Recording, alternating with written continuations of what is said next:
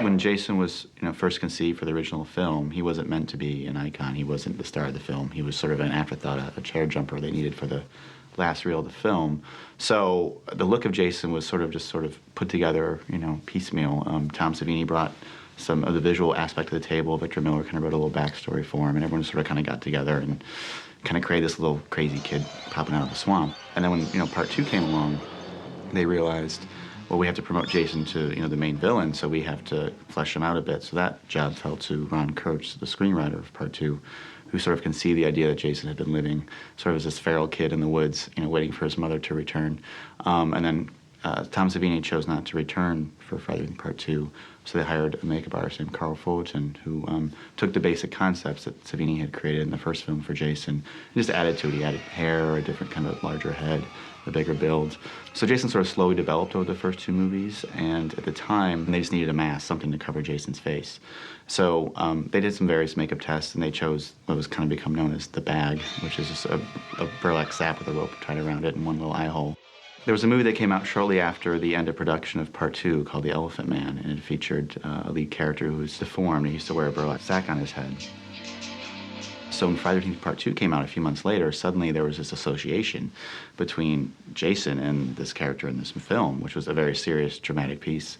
So unfortunately, when audiences went to see Part 2, suddenly they were thinking Elephant Man, and Jason wasn't that scary. So it kind of created an unintentional humorous aspect at the time. But now I think, 20-odd years later, for better or for worse, people remember Friday the 13th and Jason more than they remember the Elephant Man. So when people see Friday the 13th Part 2, they're not thinking that anymore. So a lot of fans now really kind of like the bag. It kind of has a creepy, kind of Deliverance kind of feel, backwoods feel to it. When Friday the 13th Part 3 went to production, the filmmakers realized that the bag wasn't working.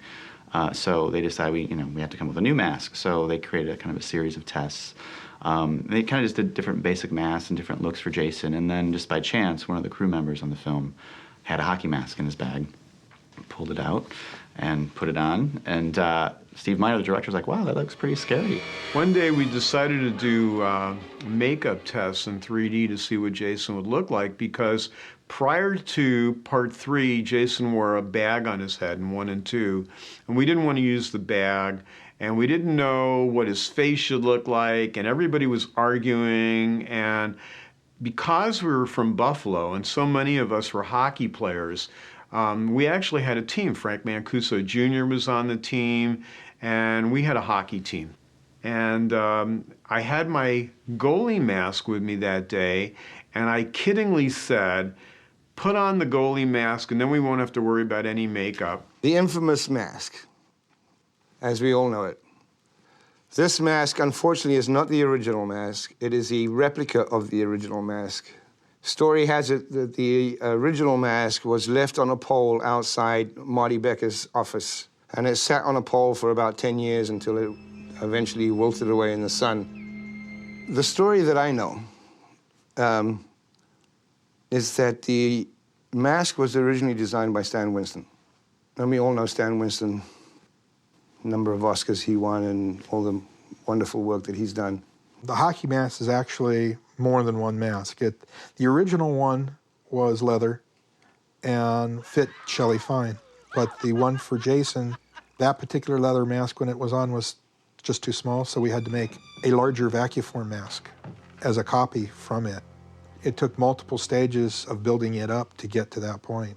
Many people may not know that the mask is actually made from clear plastic. And I did that because I didn't want the paint to chip off the front. And so I painted it from behind. And the outside, the little red pieces are red acetate that are glued on with super glue. At the end of the movie, of course, you get the axe in it. That particular head is a copy of Richard Brooker's real head with the Jason makeup applied to it. And there's actually a 1/4-inch thick steel plug on the inside my hand fit into, because I'm actually puppeting that head when Dana hits it. And I didn't want the axe, of course, hit my hand. All that's fake at the end. When the camera's over Richard's shoulder, shooting her come up and hit him in the head, and you see the axe hit him in the head. I'm below it with the hand and my hand inside the head, and when I get the hit, I have to flip the axe handle up. And then it's a quick cut to the front with Richard with the makeup on with the axe embedded in his head already. It's just a prop to us. I mean, he looked cool in it. It was a cool idea, and it was a great way to hide the makeup until we really wanted to see it. Nobody knew it was going to become an icon. Who are you?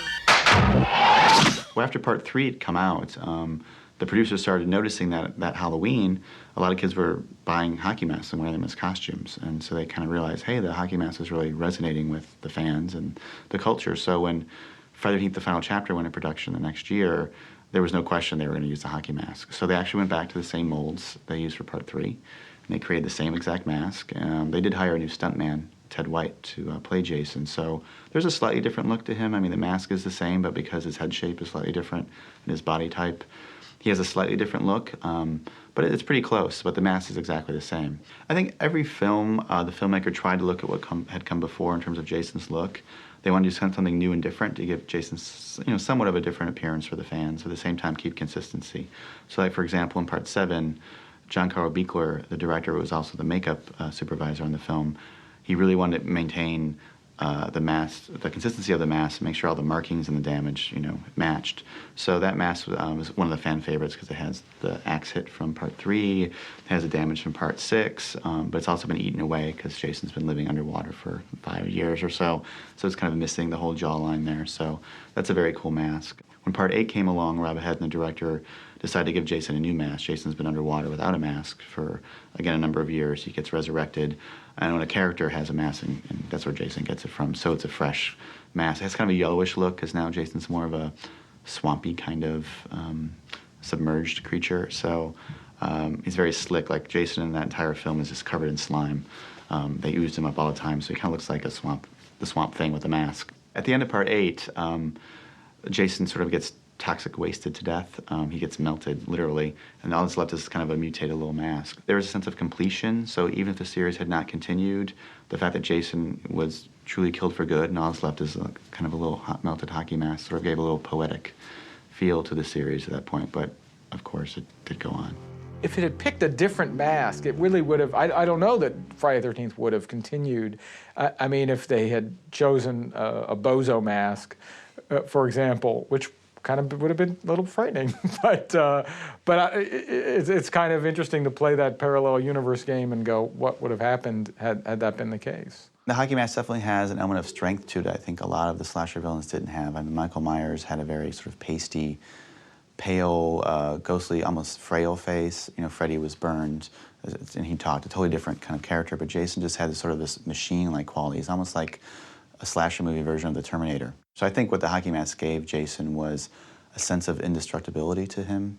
You really felt that you were looking at a creature that was not going to be stopped. The hockey mask, I think it works because it's blank. It lets the audience project their own fears onto there. What is there? What's under there? I don't think even after this movie, the part 3, that the hockey mask had become an iconic symbol. It wasn't until it had appeared in numerous movies that I think people really made the association of where now if you say hockey mask, people say Jason Voorhees. Now he becomes this incredibly recognizable character. I mean, it's like Freddy's Freddy. You can't miss it. You can't mistake it. Jason's Jason now because of the mask. Once you see somebody with a mask on, you know who it's supposed to be.